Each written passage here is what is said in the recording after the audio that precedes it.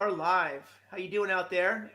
Good little Rock Lock commercial to start off the festivities this evening. And Simon, I haven't talked to you in a while. What's going on with you? It's all happening. It's all happening. I realise that we're zoomed out and you can see the chart already. Can we switch us back to Oh regular yeah. Let me viewing? get We don't want to give up too much here. Here we go. No, How's let's that? not give Yeah, it all up. Hey yeah. everyone, All how are right. you? There's Uh, Simon in full 3D. Who we uh, got in the chat here? We got comments coming in here. Let me see what we got. We got lots of people on here. Great.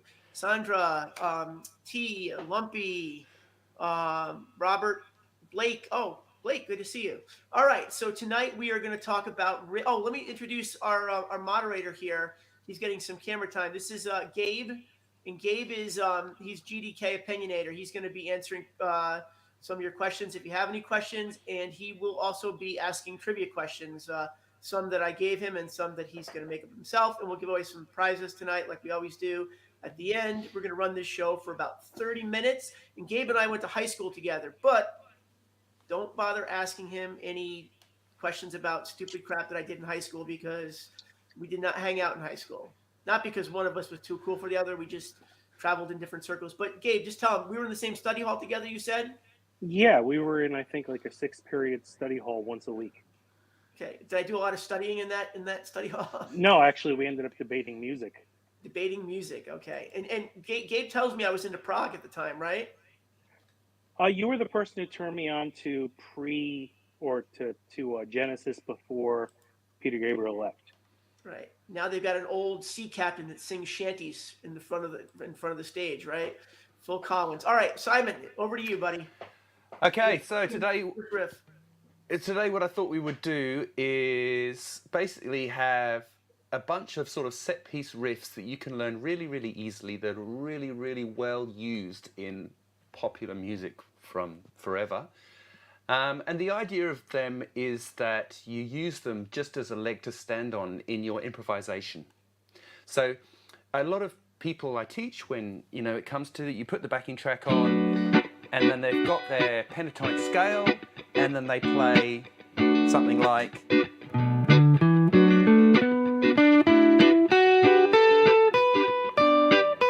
they go up and down like this, which it works, but there's no phrasing, there's no kind of thing. Like initially that kind of thing, the first few weeks when you first learn a scale and you're playing over the top of other tunes, like it's pretty exciting to be able to even play one note, like,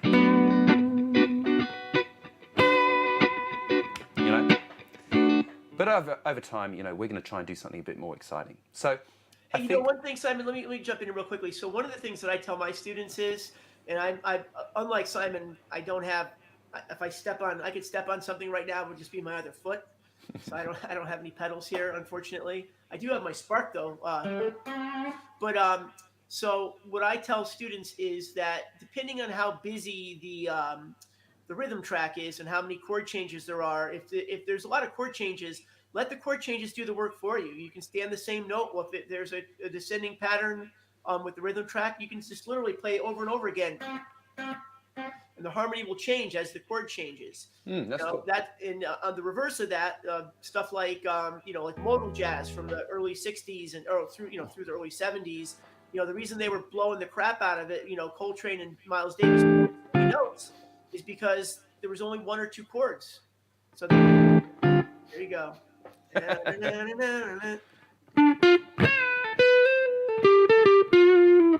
Nice. Blah, blah, blah. Okay, so here's riff one that literally we were talking about before we went live, and we mentioned about 8,000 songs that this is in, this lick. So we are in B minor pentatonic because, everybody does A, right? So what we're going to do first, we're going to grab a 9. Now, if you've got your guitar with you at home, this would be super handy. So pick your guitar up, and we're going to give this a go. First up, we're going to bend the 9 all the way up to like the equivalent of 11. So basically from E to F sharp. Then your first finger is going to hit 7, 7. Now, woo, so exciting, hey? Okay, And then we're going to hit an A, and we're going to bend it to B. So you're going to get this. So I've got it written like 1 and 2 and. So there. Okay. So a few little tips on the bends. When you've got the note, here's your note. Be sure to put your thumb somewhere near your the finger that you're going to bend towards your thumb. Don't have your sort of regular guitar position when you're playing like a bar chord where your thumb is on the back of the neck there. Put it over the top. Don't be afraid of that. And have your other fingers help you get to the spot. Right? Okay. If you want a bit of vibrato at the top, vibrato, my man. If you want a bit of vibrato at the top, when you get to the top of the bend, let the pressure of the string push you back and then push beyond, okay? So that imagine so here's my E note, I'm bending up to F sharp, here's E, here's F sharp, I'm getting to F sharp, I'm letting the pressure of the string push me back, and then I'm pushing beyond, so I get this wah wah. And depending on how much you love vibrato, subjective thing, you can let it come a long way back and then push it a long way forward, or you can just be very slight so that you get this slight or like that, like a seasick puppy. Okay, so that is riff 1. Now, so let me comment on riff 1, Simon, before you get to riff 2. So a couple things, great lesson there. Out of tune bends is the mark of a mediocre guitar player. You know, it's the one thing in the modern day that all the lessons in the world can't give you a good ear. And as a matter of fact, that's the one advantage that a lot of us had growing up. We had to, you know, drop the needle or, you know, rewind the tape in order to get it. So it's really important to practice good bends and be intentional with your bends and be intentional with everything you play. You don't want to just sit, like Simon said, just go and play a scale. You want to know the notes. You should learn all the notes on the fretboard. But getting back to the riff here, so that bend, the first bend, it's a whole step bend. So he's bending from here to here. We're there, second string right there. So you want to get up there, and you should practice that all over the guitar because there's different. It's not exactly the same amount of bend you have to give in each spot on the guitar. It varies as you go up the neck. So you have to learn, you know, where is the bend, the whole step on the 5th fret. Yeah.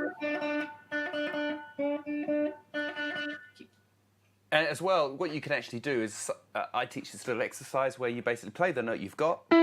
So 1, 2, 3, the note we want, and then you get the note. And you get to the note. So you've got 1, 2, 3, 4, 1, 2, 3, 4. And then just do that semitones up the neck. There you go. I should teach guitar. Or that one where you go and just and use every finger to be able to do that, because sometimes you're going to have to, right? So, you know,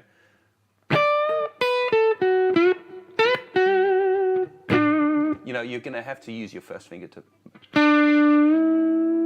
make those bends. All right. The last thing I want to say about riff 1 is this. There's a guy who shall remain nameless who made a whole career out of this riff. And maybe if he had played this riff a few less times and had taken a few helicopter lessons, he would have made out better.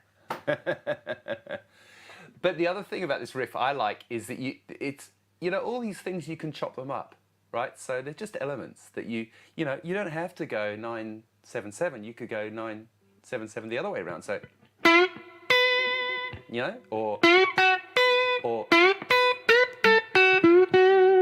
like, it's really a malleable thing. And I know I'm playing it in kind of a blues style, but it doesn't have to be like that, you know? See what I mean? Or I recorded my rubbish you recorded the before. other thing, nice. The Hotel California solo, right? Yeah. Yeah. Yeah. All that business. All right. Yeah. Riff number Number two, two. Simon. So number two is also pretty cool. It's more of a sort of bluesy, soul-y sort of thing. It happens quite a lot. You hear that, like if you've got a 2-chord song, something like, I don't know, Knock on Wood. Yeah. That kind of thing, where there's not much movement in the chords. Let's take that away. That kind of vibe, right? Now, why this is awesome is that what we're doing there, so I've got it written in D here. So we're sliding from F sharp, F into F sharp, hitting a D on the top. So that is the first, the third, and the first from the chord of D major, right? Then we're going to, in the scale, to G and E, and then we're going to slide to A and F sharp, the fifth and the third. Now, if you don't know what I'm talking about, fifth, thirds, whatever, it doesn't really matter, but it's a pretty easy thing to learn. Just, it's the notes in the major scale. So in this key of D, we've got D is 1, E is 2, F sharp is 3, G, A, B, C sharp, D, D, right? Hey, Simon, in this case here, I think a good way to show this is physically on the guitar. If those of you that know the bar chords, you know, the top of the bar chords. That's right. That's a G chord right there, right? That's right. And there's the next chord, the 2 chord is a minor chord. So now we've got, we're in the key of G, I switch keys. The next chord is minor. Yeah. Then major, major, minor, minor. Diminished? Minor, yeah. Minor. Then it's so sweet. I love all that stuff. You can hear it all the time in millions and millions of different things.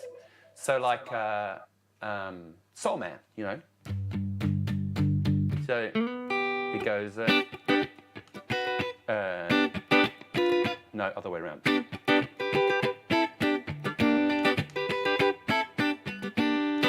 That kind of thing. So, and it's just a great sort of thing. So if you've got a tune, you've got, let's say, a G, we're playing in G over it, a down a D, but it comes to the same. So,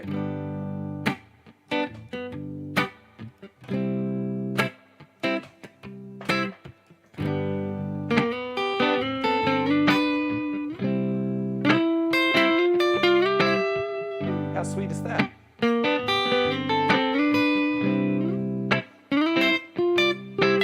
Go the other way around.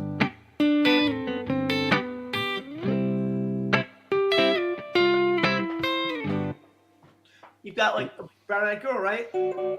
Oh my God, so many things. Right? So many things. So many right things. there, yeah. It's great. It's really cool. Okay, so that is a kind of chordy riff that you can use in between of your solos. And the last one is my number 1 favorite riff of all time that I am guilty of playing way too much. So you get this.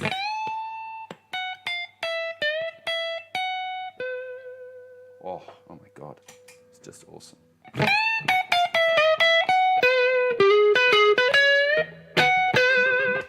So that kind of B.B. King situation. So we're basically here in the 14th fret, it's an F sharp. We're going to bend that to an A, which is a tone and a half, which is like miles away. But that's what's so awesome about it. And then we're going to come down, blues sort of scale, and then we're going to bend that D to E, right? F sharp, and then we land on the B because we're in, you know. So Simon, let me ask you a question. How did you build the hand strength? I have a student that, you know, the opening to Hotel California, you know, the first chord is right. It's a step and a half. So, and he can't get up there. So I have him move it up a half step so he does a whole step bend. But how did you build the hand strength? What do you recommend for people as far as building the hand strength for you know, just getting your bends, getting those step and a half bends, those Gilmore bends, those. Oh, that in what's the name? In the Wall, where he goes like 2.5 tones. Yeah, or two and a whatever it half. is. Yeah. Yeah. What is that? It's like, Yeah, that's it. He goes from.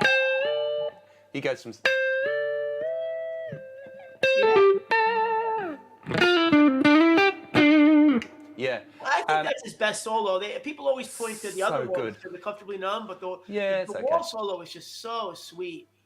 That's my favorite. I love that one. Yeah. So I use 8.5, Sandra. I have 8.5s on here. If I go any lighter, I won't even have strings on here. 8s. 8.5. Oh my god. Yeah.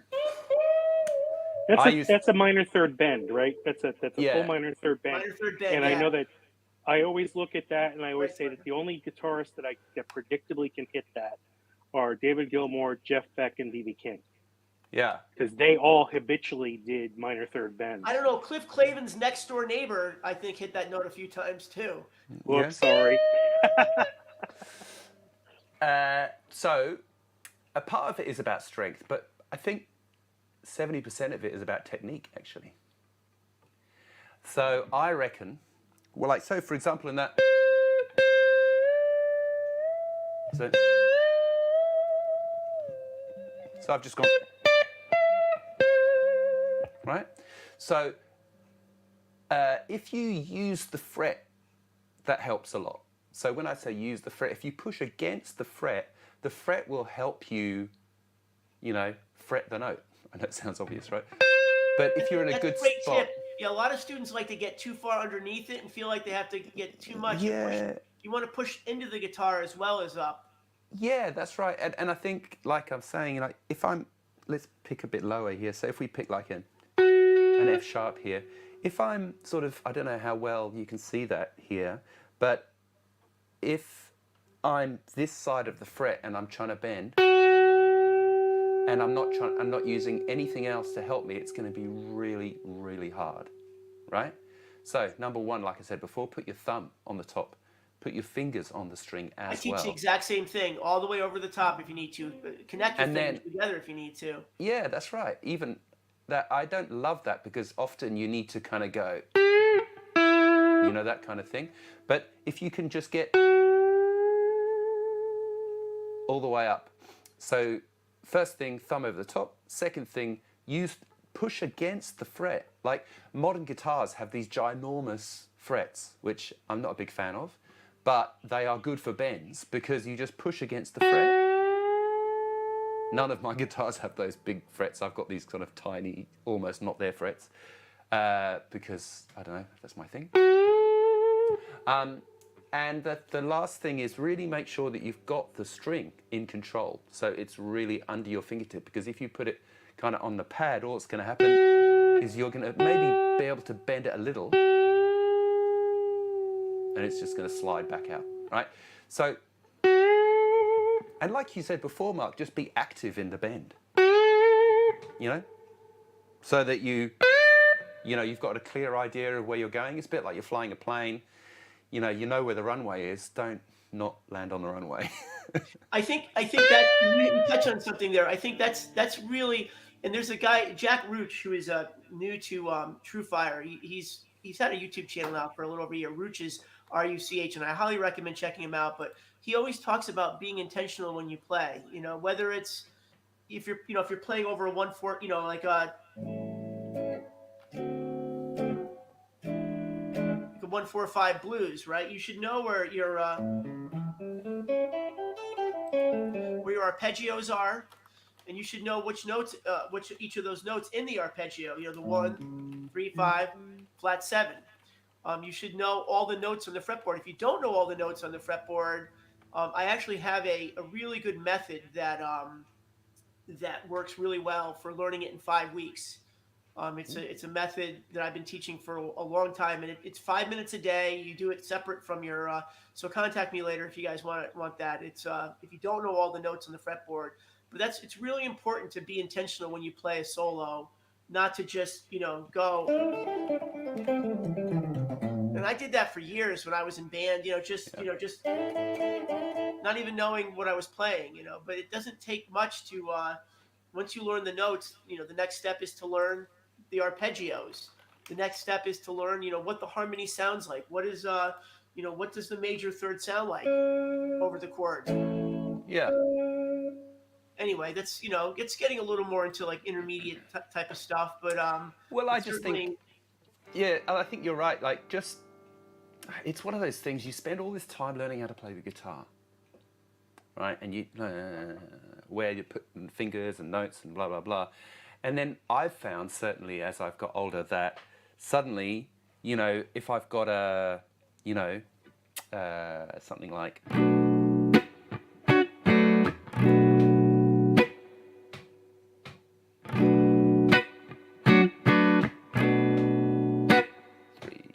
yes, yes, you did.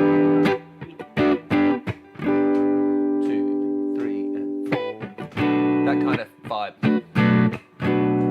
2, 3, 4.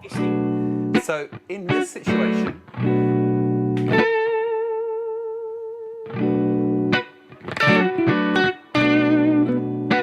like space.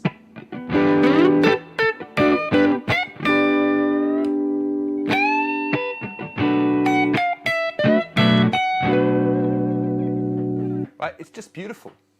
All right, so you just said something that I've got to get on my soapbox for a second here. So we've talked about this before on this program. So every guitar player you'll ever hear will say, it's the best note you play is the note you don't play, and it's all about space and breathing. And the best guitar players are the ones that, that play to the song, right? So we all say this over and over again. And then somebody asks us to name our top 10 guitar players of all time, and we can't wait to name the 10 most overindulgent players with a million notes of all time, right? We don't go to that, which is why George Harrison is the greatest guitar player of all time. If George wanted to shred, he would have shredded. He didn't need to shred. Yeah. He just wrote great songs and great parts instead. There are more great parts in "Don't Let Me Down" than there's like 7 great guitar parts in that song. 5 of which George wrote. Anyway, all right. So now I partly agree.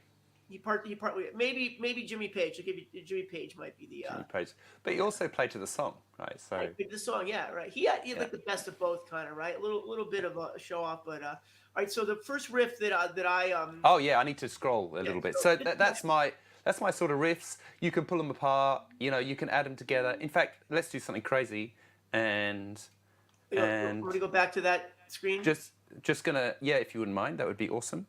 So we've got, I played in. So I've got number 1, number 2.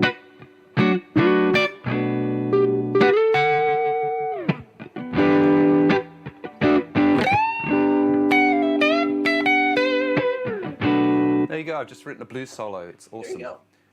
So so that is a great way of using these things. All right. We just got a copyright infringement from Stevie. All right, so my riffs. The first one is actually an acoustic riff, and it's going to be tough to make my point on this electric, but I'll do the best I can. So this is all about. These are finger rolls here, and these are just basic finger rolls, and these are good more for like country style. I know a lot of you have asked me about playing finger style, and since we were doing riffs tonight, I thought I'd give a finger style riff. So we're gonna hammer on first with our thumb, or with the thumb pick if you use a thumb pick. And then we're gonna skip a note, and we're gonna play the first string we're gonna basically bar a G major chord. And then we're gonna play the first string with our middle finger, and then we're just gonna roll.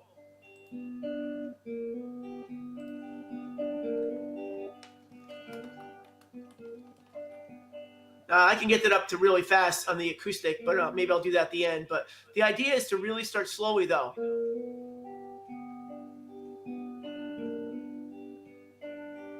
If you want to mix it up, you could go to like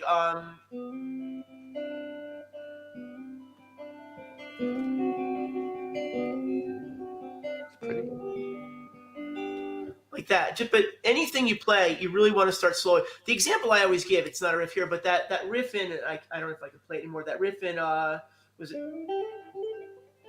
It's a riff in, is it? remember it anymore. Anyway, the riff Dire Straits, yeah. There's a riff in there though. The one before that. I always use that as an example. If you play that slowly, just just keep working it over and over and over again until you get it to the point where you can play it up to tempo, which I don't think I can do right now. Now the next riff here is more of like kind of an old school, like almost like a Susie Q or like a Hank Marvin or even a let me think, who's Steve Cropper or James Burton maybe even, right? So those first notes there, that's an E chord. If those of you that don't recognize it, just an E, like a power chord. And we're sliding.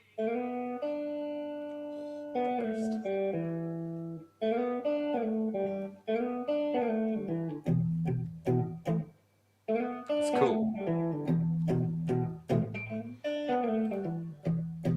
Now I made the timing a little interesting on this. Those of you who have Guitar Tab Pro, we'll have it in the description. The Guitar Tab Pro, you can listen to it. The timing, we don't have the sheet music on here, even though it does have the bars on the bottom. It's a little quirky, but you can just play it whatever feels right to you on the groove.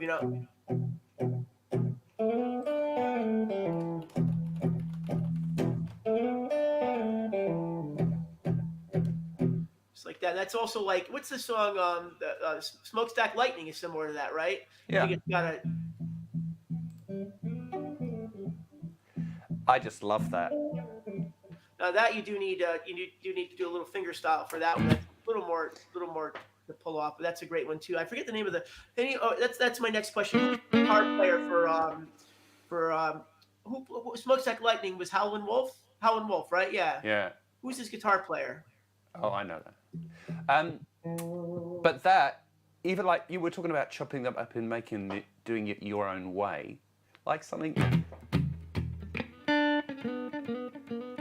Sure, yeah. You can do it a million different ways. And where does that come out of? Sorry, right? That comes out of that. Most people know that pentatonic. We're going to switch to A here. We were in E before, so right. You have your minor pentatonic, the first one. Then you've got your next one, which is the basis of it's the second scale in your minor pentatonic forms, or the first in your major pentatonic. But for those of you that are just beginning and just only know that first one, what I teach is you should not only know that first scale, but you can play that scale as an extended scale like this. Just that little slide right there, and that's where that comes from. Same thing. I call it the triangle because it's kind of like a triangle, right? Yeah. That's right. I also hear it get called the House of Blues because it's like a shape of a house. So you get this little that's sort good. of I love that. Yeah, thing like it is that. the shape of a house. So that kind of thing, like there's so many solos that do that, like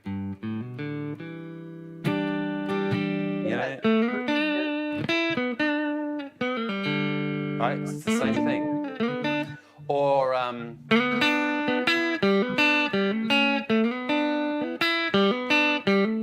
kind of thing, or like so much of that train stuff. I love that. That's a cool thing. So there you go. Some riffs, hey. All right, how are we doing with trivia here, Gabe? I think it could be trivia time. If you've got any questions on the riffs, don't be afraid to put them in the comments. Howlin' Wolf wasn't the guitar player. It was who's the guitar player? Who's the guitar? Say it. Is it Hubert Sumlin? It is. Yeah, of course it is. I can't believe I couldn't think of that. Yeah. So we've had a few trivia questions already. Yeah, I know my friend T. He doesn't like movies and stuff. He's kind of a private guy. So, but he definitely won something. I know that he had a few of those right. And who else? Mr. Hudson got 2 correct. Oh, Robert. Okay. So I'll work it out with those 2. I'll figure something out for both you guys. I know that you guys may already have Rock Lock, so we'll work something out for you. Now I got to show you guys this because they haven't seen this yet. They're going to be excited about this. My people are on here and they're going to be excited to see this. I finally did it. I finally broke down, spent the money, You got a real 12 string. Look at this. Taylor 562, African mahogany.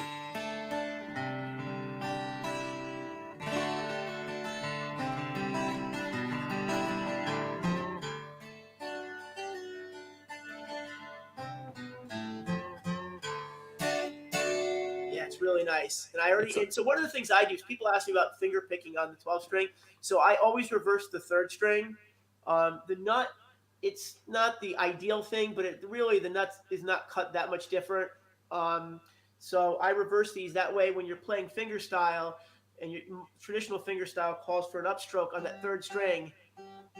You're getting that, you're getting the notes like the Australian, who's the John Butler takes the oh third yeah, string off of his, because he plays yeah. a lot of finger style. But if you no, it's not a Rick 360. Blake that was on before gave me his for I had his forever, but I never played it.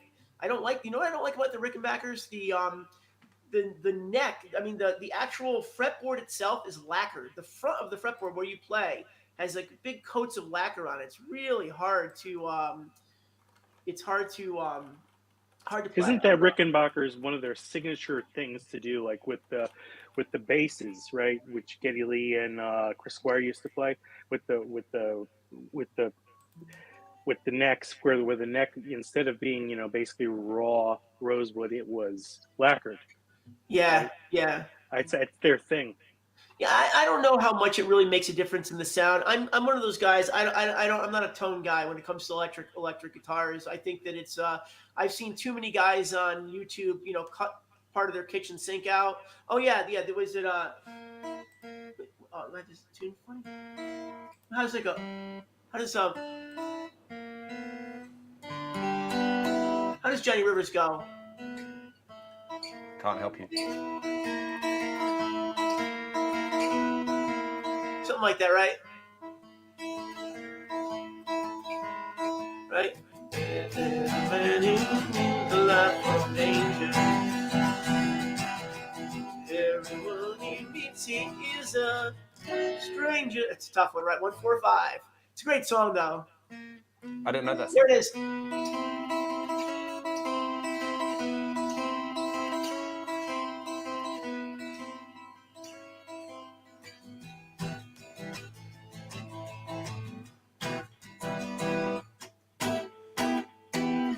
All right, There you rock and go. roll. All right, Rock so and we've roll. got two winners, and we really appreciate you guys. Hey, what do you think of the name? We're going to have a name our program. Right now, we've got Axe to Grind. It's not really a great name because we don't really argue, but I can always throw in. I do movies and stuff. Says I wonder how Salisbury Hill. I did it on the 12 string, didn't I? Or did I play it on 3/6 strings? I think I played it, recorded it when I did the original version of it. When I did my full cover of it, I did it with 3/6 strings. That's originally the song was done 3/6 strings on top of each other. The guy that played that is Steve Hunter, who also plays that great Yeah. opening solo in the Lou Reed on Live Animal, whatever it's called, on the Sweet Jane solo, that 10-minute solo before Sweet Jane from '74, I think. But he plays the guitar on Salisbury Hill. It's 3/6 Yeah. strings on top of each other. But it's not. It wouldn't be that. It wouldn't the picking style wouldn't be too hard. The riff wouldn't be too hard. When you get into the this is tune funny and doesn't have a capo on it. It's got a let's drop the when you what was I saying? Oh yeah, when you get to the verse, it can be challenging for fingerstyle. First of all, it's in 7/4 time. So if you're a beginner fingerstyle player, you're gonna definitely have some issue with that. But it also has a lot of reverse patterns to it, so you can't get comfortable with like a 6/4 5/4 pattern. It constantly reverses itself. So you just kind of it's one of those songs where you just kind of have to learn the song and just keep playing it until your fingers, get used to playing the reversed. It's not like we're not one of those. I mean, Tommy Emmanuel obviously can play anything, but even he would take a minute to probably get that because he's got to reverse the pattern on it. Usually he picks up and he just starts playing his 6/4 5/4 thing. Although, that was a bad example. It's super hard, that Salisbury Hill. I find it so hard. I mean, it depends on the style. I find, playing with the real nice vibrato hard. I mean, we play different styles, so that's part of it. Yeah. I practice. I mean, I play fingerstyle all day long, so that's what I barely even play the electric anymore. unfortunately, because I own a lot of them. I have like I don't know, like 30 of them. Anyway, Yeah, all right. So I I think love we're that. done for tonight. We really appreciate your time, everybody, and Salisbury lesson. Why don't you send them my cover of it? We can actually. Yeah, I can I'll just actually. Google it. Hang on. There's a way to present it right now if I had the link for it. Yeah, it's a good Uh, cover though. Anyway, let's see. Where are you? I can't find you. Hang on. Just give me keep going. all right. I'll keep talking while you find Keep it. talking. I'll Yeah. find it. It's like midway through the video too, so Yeah, perfect. Oh, here we go. Oh, You here we found go. it? Yeah. Oh, you're looking very smooth there, mate, with the turtleneck. I love that. Oh yeah, I had the black turtleneck. It's freezing in Atlanta. It gets cold sometimes. We have Mate. 13 people hanging on. They're waiting to hear my cover. We're gonna get demonetized, but who cares? We probably already got demonetized. No, I'll just put it in that they can check it out Yeah, later. put it in the chat. Do that. There It's you go. better. Yeah. I didn't throw out any F bombs tonight, so we might actually get through tonight. The censors, we can actually post this on. Well done, Yeah, everyone. Gabe, thank you very much. Gabe is an excellent player. He does ambient music. We'll put a link to his stuff too. He's got what's the name of the thing you use? I should know it. The platform you use, Gabe. Oh, the name that I use for my No. The platform, the style of the platform you use. It's like SoundCloud. I use SoundCloud, but I'm also on Apple, Google, Hey, Yellow Cat. Apple, the rest of it. So I have to use DistroKid like everybody else to distribute stuff. So it goes everywhere. Is that That's what cool. DistroKid is? I'm still figuring out what some of this stuff is. I went to NAMM. People are like, "Are you on this? Are you on that?" I'm like, I'm right now. I'm just trying to like acclimate with YouTube still. So anyway, Yeah, there's not one single distribution network, but they all do the same thing, and you can't get directly on Apple or Nobody go Amazon. anywhere. You have to have them do it. I have another treat for you guys. This is me when I see me make an ass out of myself. Hold on. Oh, that sounds awesome. Yeah, this is good right here. Let's try this. Let's see what this looks like.